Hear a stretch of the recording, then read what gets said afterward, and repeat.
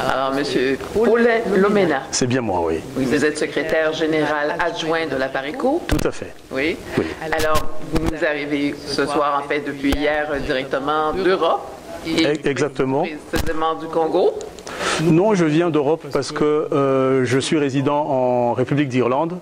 Donc, je vous arrive comme ça de Dublin. Bon. Oui. Bienvenue. Merci beaucoup, madame. Dites-moi, monsieur Lomena, à propos d'occupation au Congo, certains disent que le Congo est occupé, d'autres disent qu'il ne l'est pas. Qu'est-ce que vous en pensez, vous? Bien, madame, cette question-là, comme vous le dites, c'est comme ça qu'elle est perçue. Mais la réalité est têtue. La réalité est que le Congo est véritablement occupé. Oui. N'en déplaise à ceux qui voudraient que ça ne soit pas le cas. Parce que les faits sont là et les faits parlent d'eux-mêmes. Oui, ceux qui voudraient que ce ne soit pas le cas. Qui sont-ils? Souvent, ce sont ceux qui veulent cacher cette occupation-là, la masquer et faire en sorte que le Congo tel qu'il est dirigé aujourd'hui, qu'on le perçoive comme étant entre les mains des Congolais eux-mêmes. Oui. Alors que la réalité est tout autre. Et ce sont justement les étrangers qui ont chez nous, c'est-à-dire au Congo, instauré, institué cette occupation. Ce sont des gens qui viennent là en fait pour faire un travail à la place d'autres commanditaires plus élevés et plus lointains. Ouais. Voilà, donc ce qui se passe chez nous, c'est quoi en réalité? Parce qu'il faut peut-être que je reprenne ça dès le début. Ouais. Il y a, avant la chute du président Mobutu, qui a été connu à l'époque où le Congo s'appelait encore le Zaïre, une décision a été prise quelque part dans des grandes instances, dans des pays très développés, notamment chez le voisin du sud de votre pays, ici où nous nous trouvons. Oui, oui. À l'époque, c'est le président Clinton qui était aux affaires. Il a été décidé que les États-Unis d'Amérique n'allaient plus laisser l'Afrique, comme on le disait, aux Européens seuls. Et que les États-Unis voulaient aussi, ils devaient prendre leur part des richesses d'Afrique et notamment en République démocratique du Congo. Et ils ont décidé que le pouvoir de Mobutu, la présence de Mobutu gênait dans cette entreprise-là. Donc il fallait le mettre dehors et remplacer le pouvoir à la tête du pays pour faciliter justement cette arrivée-là des Américains et l'exploitation des richesses. Alors ils ont misé sur une occupation étrangère, c'est-à-dire des personnes qui ne sont pas originaires du Congo, ce qui allait rendre très facile leur accession voilà, aux richesses du Congo. Et ils ont jeté leur dévolu sur l'Ouganda avec Yoweri Museveni, le Rwanda avec Paul Kagame, le Burundi principalement. Ce n'étaient pas des gens originaires de leur pays où ils étaient élus? Pas du tout. Ces gens-là, comme vous le dites, ces pays-là sont des pays qui sont frontaliers du Congo, donc nous partageons des frontières. Alors, c'était des présidents qui avaient leur propre pays, mais ils devaient faire le choix, désigner, chercher une personne, pratiquement recruter une personne qu'ils devaient placer ensuite au Congo une fois Mobutu parti. Et pour ça, il fallait bien mener la guerre à Mobutu pour précipiter ce moment-là du départ, parce que Mobutu disait « je ne partirai pas d'ici ». D'accord. Et donc, ils ont fomenté une guerre qui était une guerre d'agression, mais qui a été masquée au début. On a parlé d'une guerre de libération, avec quelque chose qui a été créé de toutes pièces au départ de l'Ouganda et du Rwanda. Ce qu'on a appelé l'AFDL, entre guillemets, l'alliance, je ne me rappelle plus, pour... bref, c'était pour libérer le Congo en fait. Et ils ont mis un Congolais. Cette fois-là, effectivement, c'était un Congolais de souche comme moi, qui s'appelait, parce qu'il n'est plus en vie, qui s'appelait Laurent Désiré Kabila. Oui. Voilà. Et donc Kabila a pris la tête de ce mouvement de libération, entre guillemets, qui était un mouvement de rébellion. Mais en fait, à ce moment-là, on ne pouvait pas parler vraiment de rébellion, parce que le gros des troupes de que Kabila menait, c'était constitué des Rwandais, des Ougandais et des autres. Oui. Voilà. Il y avait très peu de Congolais là-dedans. Et puis, tout ce qui était sur la chaîne de commandement, comme on dit, ceux qui étaient vraiment dans des postes gradés, c'était des étrangers originaires du Rwanda, de l'Ouganda et ainsi de suite. En fait, c'était comme des marionnettes. Exactement, merci pour le mot. Oui. Effectivement, c'était des marionnettes. Donc, on a bien maquillé cette guerre d'agression en la présentant comme une guerre de libération, avec quelques marionnettes congolaises devant. Un coup d'État déguisé. Exactement. Bon. Et c'est ce qui s'est passé. Donc ça, c'est pour remonter aux origines de cette guerre-là, de cette présence-là. Et ça, c'était dans l'année 1996. Oui. Alors cette guerre-là a fini par aboutir à son objectif final, qui était le départ de Mobutu en mai 1997. D'accord. Et depuis, les Rwandais sont venus.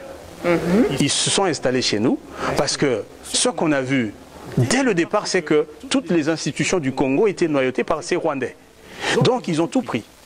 L'armée, par exemple, était conduite à ce moment-là par James Kabarebe, qui était un officier rwandais, et qui est reparti dans son pays d'origine un an après. Mais quand il est venu chez nous, on l'a présenté comme le Congolais qui était devenu le chef d'état-major général.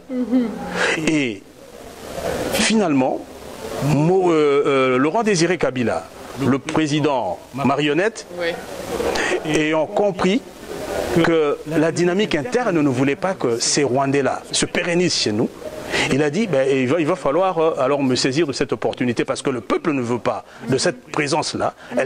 Le peuple supporte très mal que des étrangers viennent comme ça massivement chez nous, nous noyauter. Il faut qu'ils partent. Alors il leur a demandé de partir. D'accord. Ils sont effectivement repartis, mais tout de suite pour revenir, lui faire la guerre, cette fois-là, la deuxième guerre d'agression. Ce n'était plus contre Mobutu, mais c'était contre Laurent Désiré Kabila. D'accord. Donc on lui a fait la guerre en 1998. Et cette guerre-là, malheureusement, s'est achevée seulement lorsqu'on l'a assassiné, lui, 3 ans après. Voilà, il a essayé de résister, de les faire partir. Mais ils sont partis juste pour revenir sous d'autres plans. Et à ce moment-là, ils ont multiplié les mouvements rebelles. Voilà. D'accord. Mais présentement, il vient d'avoir des élections générales au Congo. Oui.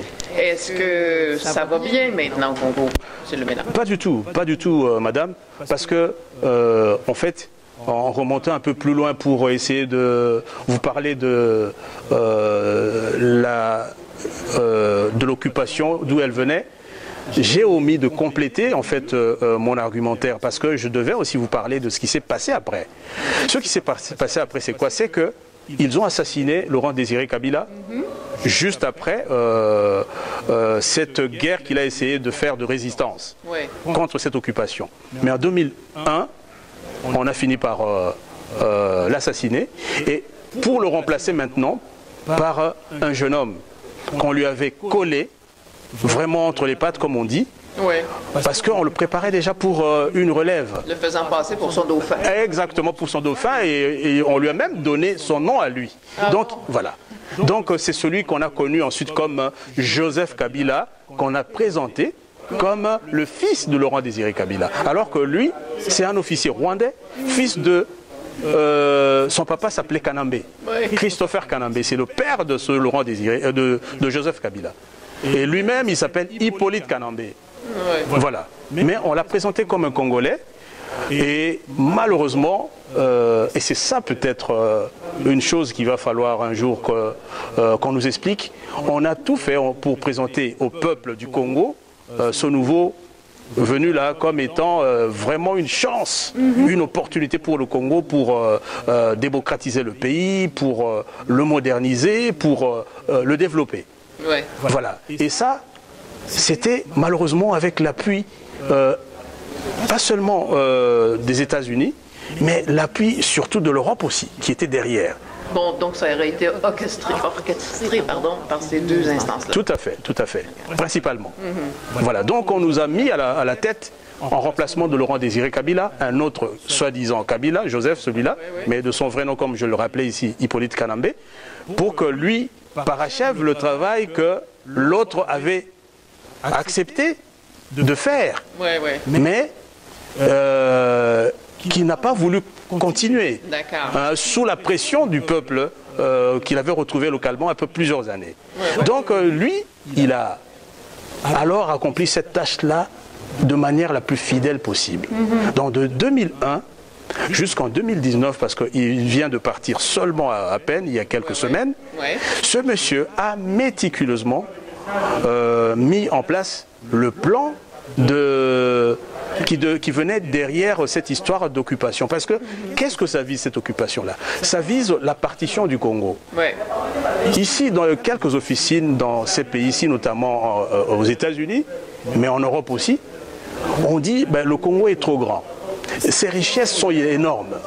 Les Congolais eux-mêmes, entre guillemets, n'arrivent pas à le gérer. Ils sont importunés par leurs richesses. Voilà. Alors, qu'est-ce qu'il faut? Il faut le mettre en petits morceaux. Il faut que ça éclate. Voilà. Et donc, en éclatant le pays, ils ont l'intention d'annexer l'Est, notamment les provinces de l'Est, très riches en minerais aujourd'hui, vraiment enviées par toutes les grandes entreprises qui sont spécialisées dans l'électronique, notamment. Alors, comme le coltan. Alors, c'est là, dans ces provinces de l'Est, là qu'on les trouve massivement. Les plus grandes réserves du monde, je précise bien, madame, du monde, se trouvent dans ces provinces-là. Et donc, on voudrait annexer ces provinces-là au Rwanda, notamment, et à l'Ouganda. Voilà. Et ça, c'est ça le plus grand enjeu. Donc, la partition du Congo pour annexer quelques provinces du Congo au Rwanda, à l'Ouganda, et voilà.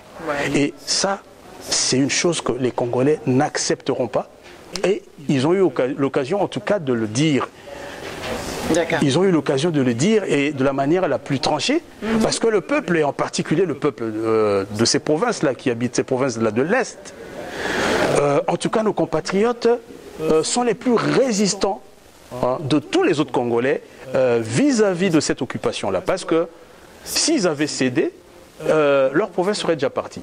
Mais ils sont parmi ceux qui se battent le plus farouchement pour que ces provinces-là restent dans l'intégrité du Congo en tant qu'État entier, tel qu'il est connu aujourd'hui. Parce qu'ils en pressentent les enjeux.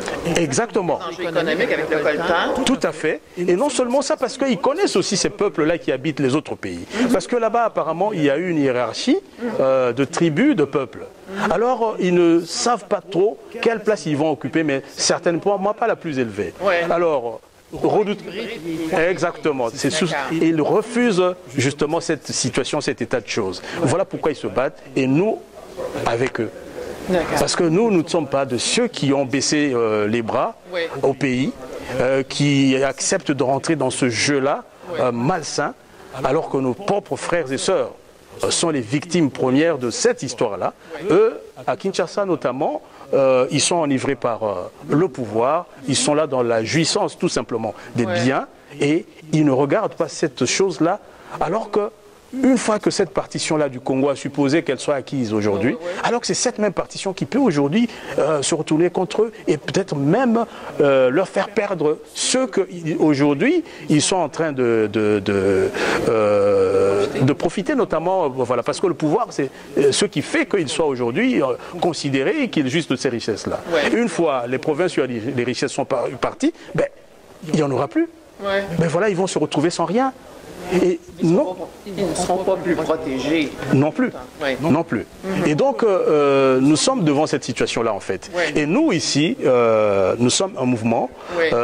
Justement, parlons-en. Oui. Vous êtes secrétaire général adjoint de la PARECO. Tout à fait. Vous pouvez nous en parler de la PARECO? Ah oui, bien sûr. Qu'est-ce que vous faites? Bien sûr, ben voilà. La PARECO, c'est un mouvement qui a été créé en 2005. Et c'était à l'initiative d'un monsieur qui a été dans l'ancien régime conseiller du président de la République, ministre de la Défense, et il a eu plusieurs rôles, notamment le responsable des renseignements aussi. Il s'appelle Honoré Mbanda. Aujourd'hui, il est l'un des rares fils du pays, ancien dignitaire, ayant goûté au pouvoir, à refuser d'aller continuer à bénéficier de cette jouissance-là, que lui appelle gratuite. Il n'en veut plus.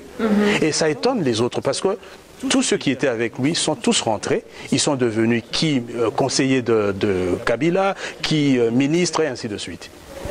Donc on peut s'en lasser. Exactement. Et donc lui, il a pris vraiment le contre-pied de tous les autres. Il a dit non, écoutez, moi je me battrai pour que le Congo retrouve quand même sa dignité. De voir que nous soyons descendus aussi bas, ce n'est pas normal, il faut vraiment un sursaut. Et il est de ceux qui ont justement tout fait pour que la résistance s'organise. En 2005, comme je le disais, il a créé la Pareco et il a fait en sorte que la Pareco se lance dans la lutte contre l'occupation. Et en commençant d'abord par informer les Congolais, les conscientiser, parce que c'était ça la première étape. Et ça a duré. Parce que nous ne sommes pas toujours perméables à l'information, et surtout à l'information utile. Nous aimons les informations futiles. La musique discutée de tout et de rien, mais des choses qui ne mènent nulle part.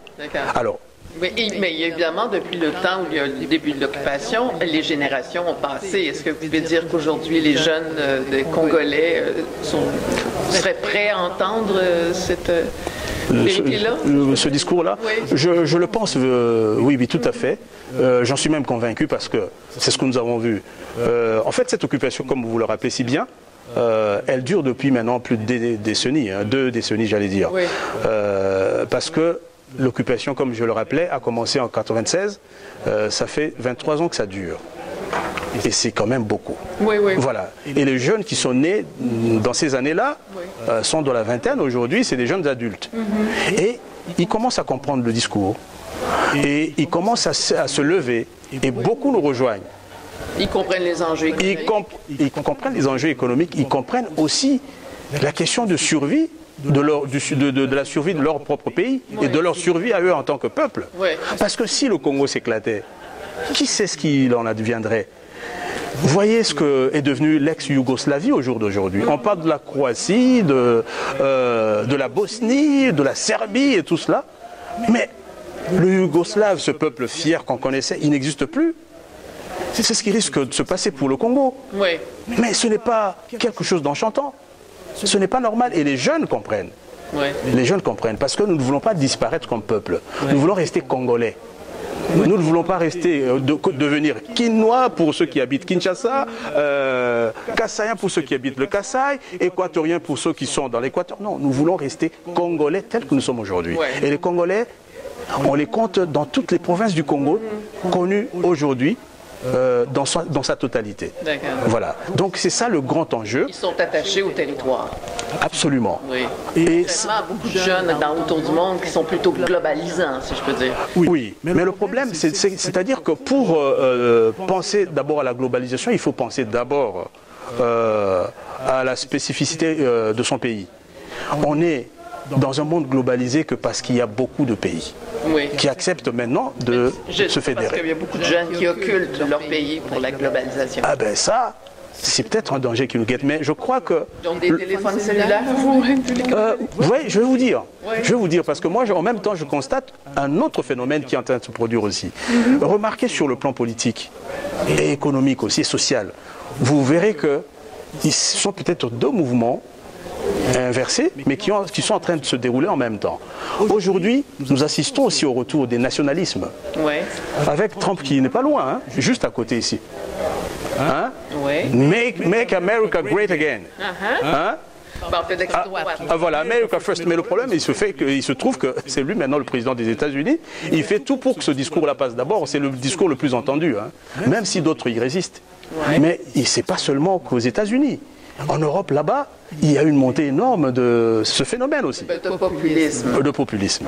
Donc, bon, voilà, on va dire ça comme ça. Nous, au Québec, on a une vision de ça. Voilà, mais évidemment, ça, c'est pas une bonne chose, ça, j'en conviens. C'est pas une bonne chose, c'est pas le but d'ailleurs du combat que nous menons.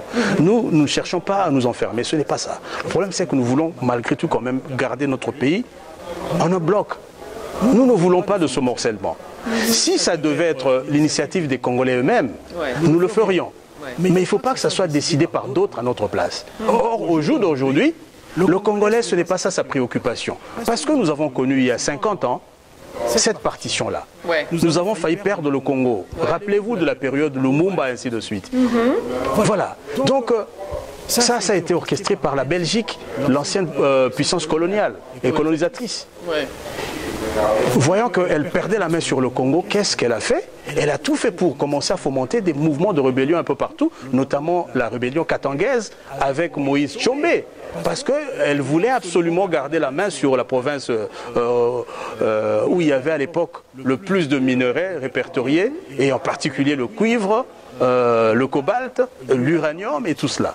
Ouais. À l'époque, par rapport à l'économie de l'époque du monde, c'était ces minerais-là qui étaient les plus prisés. Donc la Belgique voulait absolument les contrôler. Et donc, tous les minerais, si je comprends bien. Tout à fait, tout à fait. Vraiment, c'est ce que les gens ont toujours appelé un scandale géologique, en fait, le Congo. Donc c'est à la base de votre misère pour le moment. Exactement. Plutôt que de nous porter un peu comme l'or noir, le pétrole par exemple dans les pays du Golfe arabique là-bas, eux ça tire vers l'élevation, ça a apporté la richesse à ces peuples-là qui étaient au départ des peuples de désert, c'était des nomades, ainsi de suite, avec des chameaux. Aujourd'hui, allez-y, dans ces pays-là, vous verrez, c'est comme les États-Unis d'Amérique, c'est comme le Canada. Ces pays-là se sont bâtis grâce à la richesse de leur pays. Ce qui devrait être normalement votre cas. Ce qui devait être normalement notre cas. Nous devions être comme le Koweït, comme l'Arabie Saoudite, comme les Émirats Arabes Unis, comme tous ces pays-là, le Qatar. Mais voyez où nous sommes. Nous sommes même pire que d'autres pays d'Afrique qui, eux, n'ont que le désert. Quelle raison? La raison, elle est simple.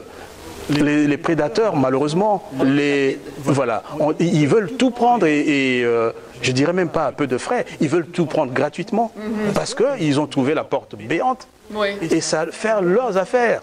Ils veulent plus revenir à la normalité, faire les affaires comme ça se devrait, comme ça se fait partout ailleurs. Tout simplement parce qu'ils se sont arrangés pour mettre des étrangers à la tête du pays. Les étrangers, en leur disant, écoutez, vous profitez, nous profitons aussi. Et faites tout pour que ces gens-là n'accèdent jamais au pouvoir. Parce que le jour où ils le font, vous partez, vous perdez tout. Et nous aussi, nous perdons tout. Donc toute leur économie s'est bâtie là-dessus. Exactement, exactement. Donc voilà pourquoi ils jouent des pieds et de tout, des mains, pour qu'ils y restent. Vous aurez remarqué d'ailleurs qu'il y a eu des élections là-bas. Nous n'étions pas dans ce schéma-là parce que nous, on souhaite vivement que le peuple du Congo se lève et se soulève un jour, et nous pensons qu'il y arrivera, mais ça n'était pas le cas. Parce que les autres sont plutôt dans le schéma où on les a mis pour qu'on renouvelle, soi-disant, tous les 5 ans, qu'on passe dans un processus démocratique où le pouvoir se renouvelle de manière légale, ainsi de suite. Mais nous savons que les jeux sont pipés d'avance parce que ce ne sont jamais ceux qui sont élus qui sont déclarés élus. Voilà. Et c'était le cas en 2006 où c'est un monsieur qui s'appelle Jean-Pierre Bemba qui a été le vainqueur de ces élections-là, qui a battu le président qui venait de sortir. Mais c'est lui, le président qui vient de sortir là, Hippolyte Kanambe et entre guillemets Joseph Kabila, qu'on a proclamé comme élu. Jean-Pierre Bemba, on s'est arrangé d'ailleurs pour aller le coffrer quelque part à la CPI pour qu'il y reste tranquille, pour le boucler, lui faire fermer la bouche, pour qu'il ne parle pas et de toute façon surtout pour qu'il ne bouge pas. Donc il laisse le pouvoir tranquille, qu'il les laisse tranquilles, faire ce qu'ils avaient à faire au Congo, c'est-à-dire le pillage.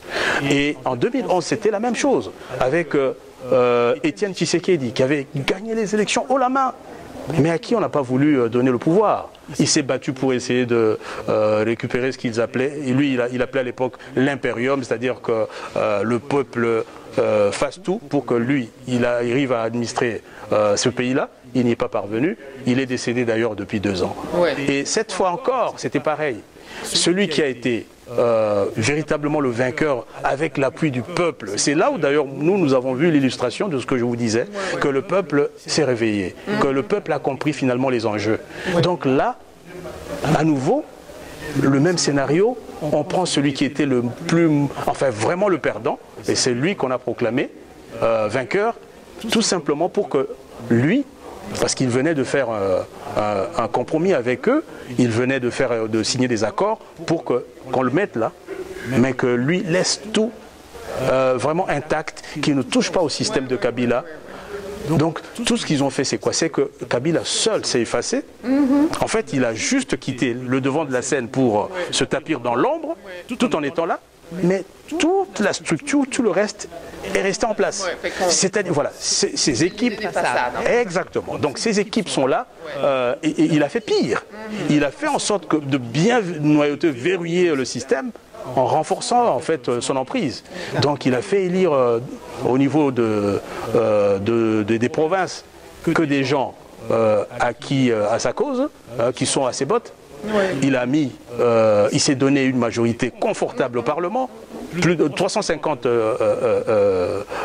députés, comme par hasard, ce qui lui donne vraiment la majorité absolue, donc on ne discute pas. Le moment venu, quand il voudra d'une loi ou qu'il n'en voudra pas, tout passera, comme une lettre à la poste. Donc il a tout fait. Et même les sénateurs qui seront bientôt, soi-disant, élus, mais nous savons qu'ils seront nommés de toute façon. On ne les élit vraiment pas, mais le système est tel que, ben voilà, ils prennent qui ils veulent et ils les mettent là où ils veulent. Et c'est ce qui va se passer à nouveau. Et donc là aussi, il aura une majorité. Et lui-même, nous soupçonnons même qu'il risque d'être le président du Sénat parce que la loi du Congo, telle qu'ils l'ont fait écrire là-bas, fait d'un président sortant un sénateur à vie. Bon, à lui, avec tout ce qu'il vient d'arranger, nous n'avons aucun doute que s'il le voulait, il obtiendrait, qu'il deviendrait le président du Sénat. Alors avec tout ce système-là, vous voyez madame, aucune chance s'il faut rentrer dans ce couloir-là étroit qu'on a laissé aux Congolais de suivre un processus électoral biaisé, nous n'allons jamais nous en sortir. Voilà. Et vous voyez que la PARECA, s'il est élu par parti, pourrait percer, si je peux dire, ou ébranler cette structure? Nous le croyons, mais la PARECA ne va pas s'inscrire en fait dans cette logique-là des élections. Nous avons toujours opté pour rester en dehors du système. Nous ne voulons pas de ce schéma, parce que nous savons où il mène. Il mène en fait nulle part. Voilà 3 fois que nous venons de faire cette expérience-là, malheureuse. Voilà 3 fois que le peuple du Congo a été floué. Et l'occupation est toujours là. L'occupation prospère. Les pays voisins, justement, qui commanditent tout, qui font faire tout, qui ont placé leurs hommes chez nous, ces pays-là se construisent. Ces pays-là se développent. Alors que quand on va sur place là-bas, ils n'ont pas des richesses qui peuvent, voilà, juste complètement parasités. Tout à fait. Hein. Nous sommes parasités et phagocytés même, parce que ils prennent tout chez nous, ne laissant rien. Ils construisent chez eux. Chez nous, ils veulent en faire pratiquement. C'est en fait la politique de la terre brûlée. Chez nous, ils veulent laisser un désert. Et le désert, il n'est pas seulement géologique ou sur le plan des richesses naturelles. Mais c'est un désert humain aussi. On veut détruire l'homme congolais parce qu'on veut l'affamer, on veut le décimer par des maladies. Ben voilà, cette négligence-là. Ça sera déjà aussi un désert sociopolitique. Tout à fait, tout à fait. Et nous, nous voulons plus de ce système-là. C'est pour ça que nous nous battons. Et ce que nous faisons, c'était notamment le but de mon déplacement ici dans ce pays, c'était pour que nous arrivions à mettre en tout cas les compatriotes qui sont ici debout et leur demander vraiment de se joindre à ce combat que nous menons, nous, et de faire pareil vis-à-vis de leur famille, de leurs connaissances, bref, oui, en direction de tous les Congolais qui peuvent mettre la main à la pâte. Afin de rassembler la diaspora. Exactement, exactement. Et avec pour objectif de mieux nous implanter localement au pays. Et ce travail est fait, ce travail se poursuit. Et donc ce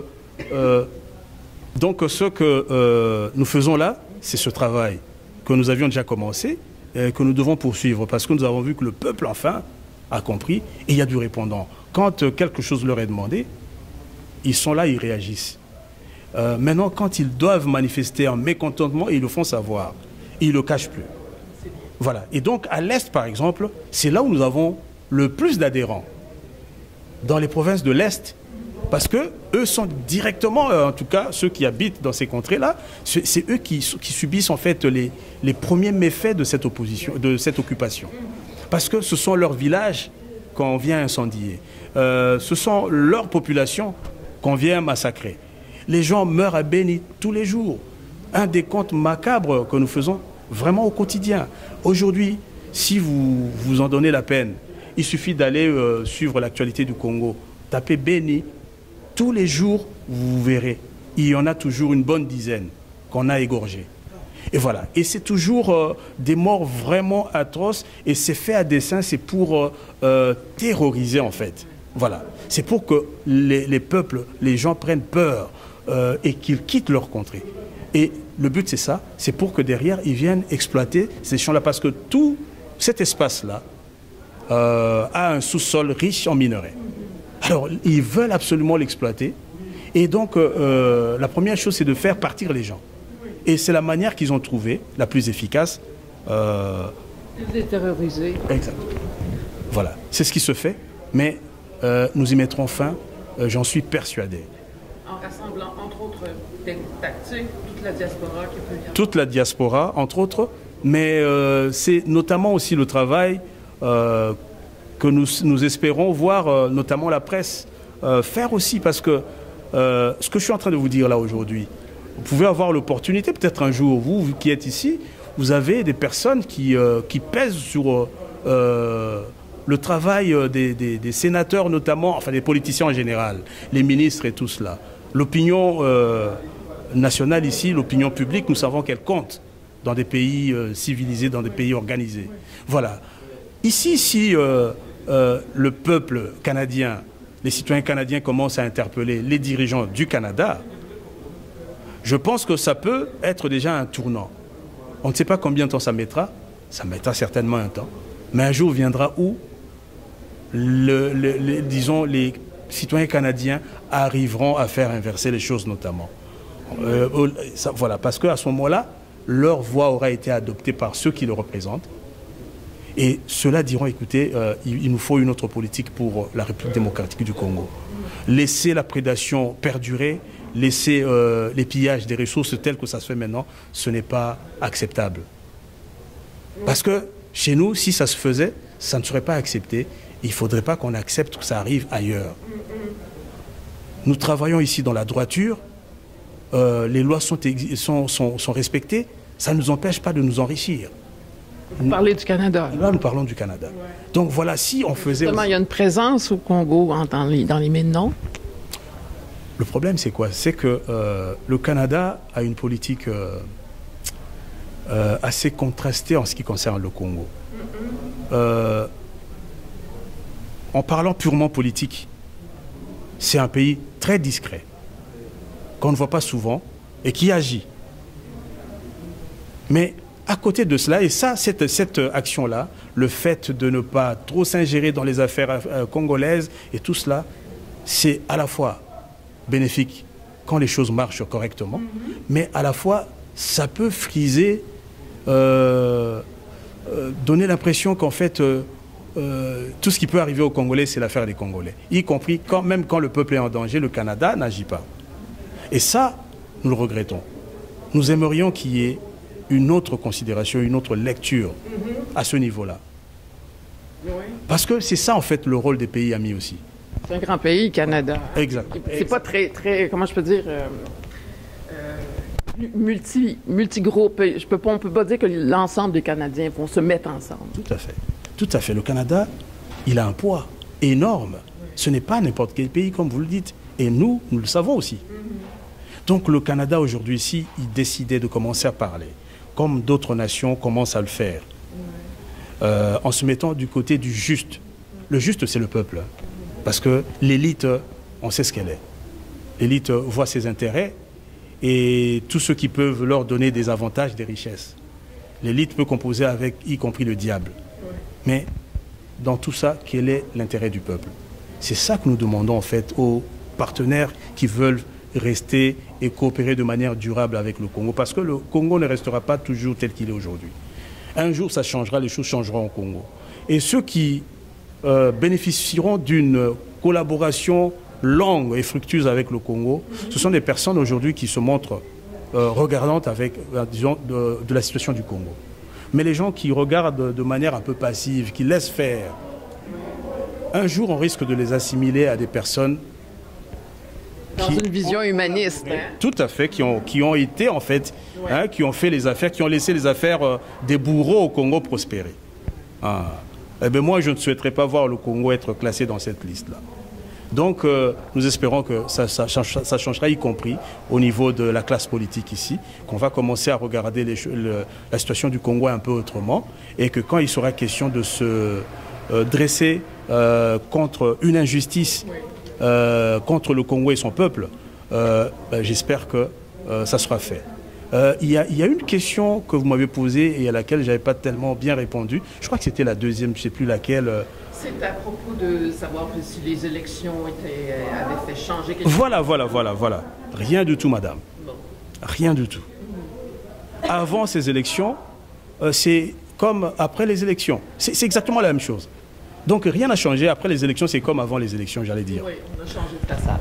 On a changé que de... Voilà. Mais tout le système, comme j'étais en train de le dire, est resté en place. Rien n'a changé. Au contraire, ce système s'est renforcé. Et c'est ça qui est dommage. Et ça, c'est justement ce schéma qu'on veut nous vendre. On veut que tout le monde y adhère, hein, que tout le monde s'inscrive dans le processus électoral. Parce que c'est ce qui risque, si nous ne faisons pas tout pour que ça s'arrête, c'est ce qui risque de se répéter dans 5 ans. Dans 5 ans, on va encore organiser de nouvelles élections. Le Congo et son peuple vont élire un dirigeant qu'ils auront décidé de porter aux affaires, mais les lobbies économiques et tout ça vont se dire, écoutez, ça, il ne nous convient pas ce monsieur ou cette dame, il nous faut ce monsieur-là. C'est lui que nous voulons voir là-bas et ils vont le mettre comme ils l'ont déjà fait 3 fois.